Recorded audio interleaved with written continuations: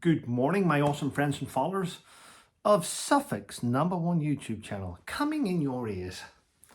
Welcome. Listen, ladies and gentlemen, first of all, what a day. It's Saturday the 1st of November, Remembrance Month. And I'm looking out my window and I'm seeing runners, hundreds of runners during their park run, running up and down the beach. So, I wish I could do it, but I'm 50 now. I suppose I could do it if I could find the energy, if I could be bothered. But yeah, last night, Halloween, my son went out to a party with his friend. I'm like, you can't go knocking doors for trick-or-treating, Sebastian, when you're 6'2", wearing a suit and a mask. I mean, it's like, if this was the US, you'd be shot. Anyway, I'm just saying. I sat up, though. I sat up last night to about 20 to midnight to wait on him coming back with his friend. I was poised with the vehicle ready to go, pick him up when needed. Anyway, it's what you do when you're a parent. But thank you for the message yesterday. I'm going to start off by saying a big thank you to Fiona, avid gardener, for her video yesterday. Listen, ladies and gentlemen, I don't go with the norm. I go with what I believe is morally right. And sometimes if I get it wrong, I get it wrong. But in my opinion, I think this complete savage pitchfork attack towards Andrew Mountbatten Windsor has been completely blown out of proportion. I want to point this out. Trial by social media is not the right way to go. Even if he was to go to court now, even if he was to say, you know what, I'll go to the US and I'll stand trial, I'll plead the amendments, whatever the fuck they want me to do, and I'll give all the names of people that were with me. He's never going to get a fair trial because it's a global story now. It's a global story. Anyone associated with Epstein is going to be found guilty. He's never going to get a fair trial. He hasn't had a fair trial with the mainstream media. I mean, he shut his fucking mouth and said nothing. And look what's happened. If anything, he's probably one of the most loyal friends you'll ever have because he hasn't said a word about any of the US politicians or celebrities that were with him or any of the other world leaders that were with him. He hasn't even mentioned any of the MPs. He's mentioned nothing. He's kept his mouth quiet. And he's taken shit from everyone. And many people out there don't know what a PDF file is, the way they have been behaving. He has never slept with children. He slept with people that were the legal age of consent. And the attacks have been horrendous. I do believe that if he was to do a biography, he would throw the US Congress into shit. And I think one of the reasons why you're never going to find out about it is because those in charge of mainstream media, whether it's social media or not, were probably with him. They were probably with him on that island.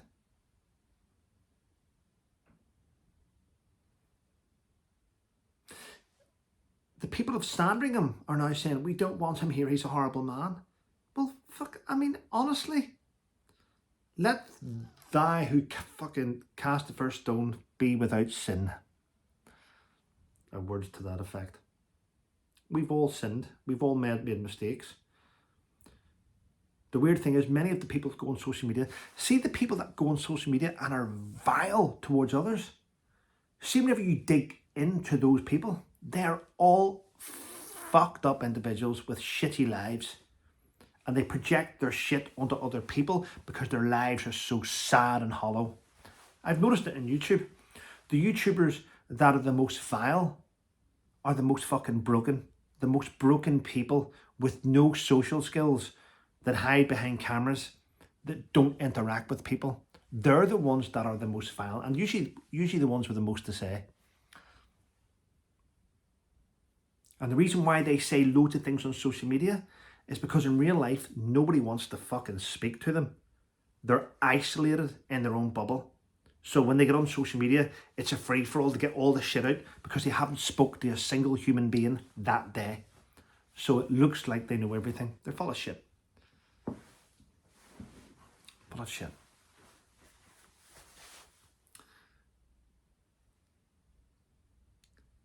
In fact, to be honest, I'd rather sit down and have a pint of Guinness with Prince Andrew than most of the people putting out shit on social media. There we go, ladies and gentlemen. Sad individuals that want someone. I mean, Mental health, you know, be kind. Let's lynch him. Fucking hypocrites. What else is happening? What I write down here? By Labour. Oh, a scheme that Labour put into place. Oh, are we still going to blame the Tories on this? Are we going to blame Brexit on this? Come on, people. Who are we going to blame on this?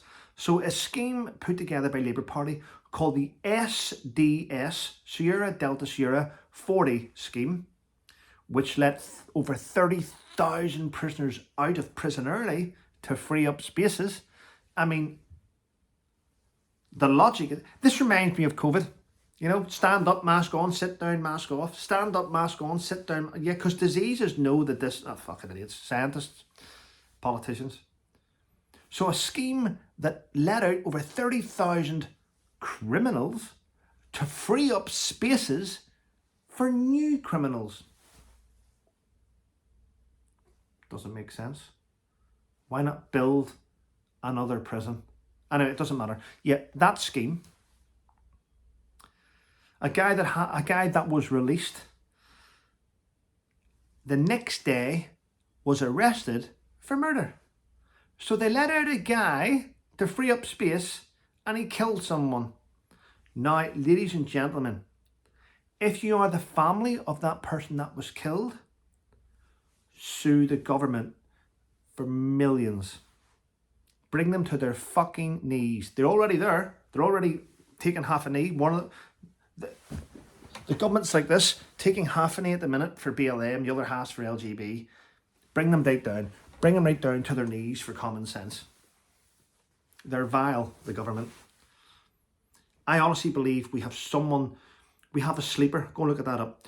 I reckon Keir Starmer is a sleeper that's been activated while he's in government, and his job is to destroy the economy and to destroy UK citizens, to bring us to the brink of civil fucking war.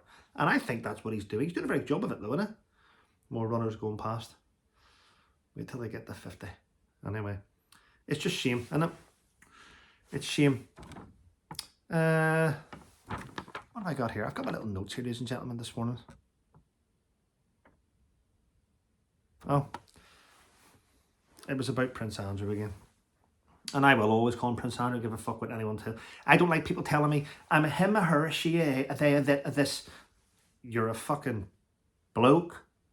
I will say whatever I want to say. And and someone yesterday took offence because I said leave Andrew alone. I take offence at Trevor. What about the victims? Oh, fuck off with your victimhood shit. I mean, everyone seems to be like having their 10 pence worth, don't they? Well, I think it's shameful. Oh, yeah. Is that your son wearing a skirt? Yeah, but I think that's shameful. Well, I don't like what he's doing. Have you got pink hair? Yep. It offends me. A lady yesterday, and I got rid of her. She's probably watching right now. She used to follow me on Instagram. She says, she comes across, what did she try to tell me? I'm very educated, Trevor. I'm a psychologist. And I thought you're a psychologist and you're going after a guy who the public want to kill himself. And you are a shitty person. And no doubt you come up in the comments of this video. And you're probably the worst type of psychologist. I bet you're the type of psychologist that sits down with horrific people and goes, no, it wasn't your fault. It was how you were feeling that day. I mean, yeah, shameful, isn't it? And to top it all off, an asylum seeker who's committed 19 crimes in the UK, including battery, robbery, knife crime, theft, has just won the right to remain in the UK by the European Court of Human Rights. This is one of the reasons why we need to fucking leave the European Court of Human Rights, because they add no value to UK citizens. UK citizens never ever have to quote the European Court of Human Rights if we do anything. Only the thieves, the rapists, the criminals and the scammers have to use the European Court of Human Rights. And they use those laws against us to stay within our communities. We need to leave that.